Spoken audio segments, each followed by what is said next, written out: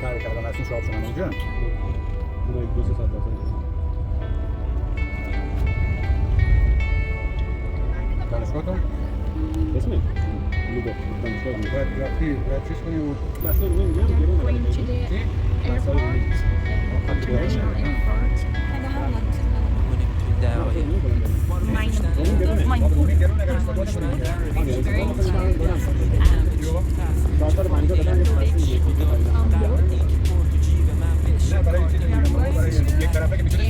گل کوچیک با بچه محلامون خوش بودیم راحت. این دنیا دیگه زورمون کرده دورمون کرده وضع مالی.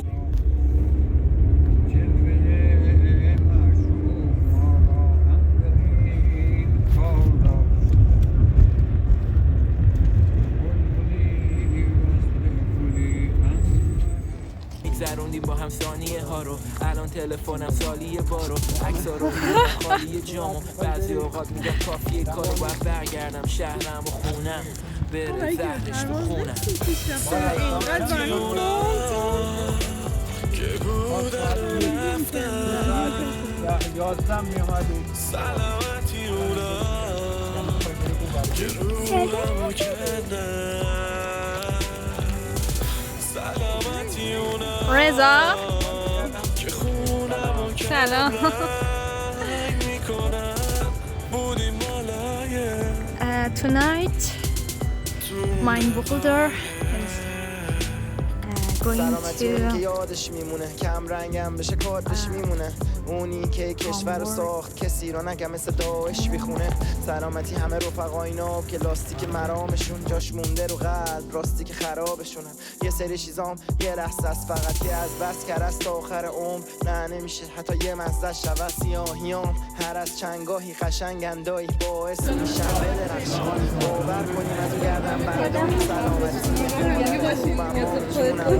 یکی آقای هفته تا آخر عمرم گفت برور ما همه گرگندان همه لنفن خودت باش پسر میدونم بابا آخرش بومبم من این بغض رو میشناسم صدای قلب تو ما خدافظی نکردم با که موجه دریانه سلامتی شاینا تمومش قرارم دل نگران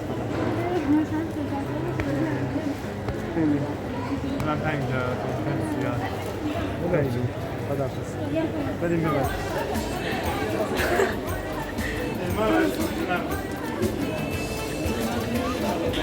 چیزی نفرسته استوریشه میگه آورده برام نگاه چیزی آورده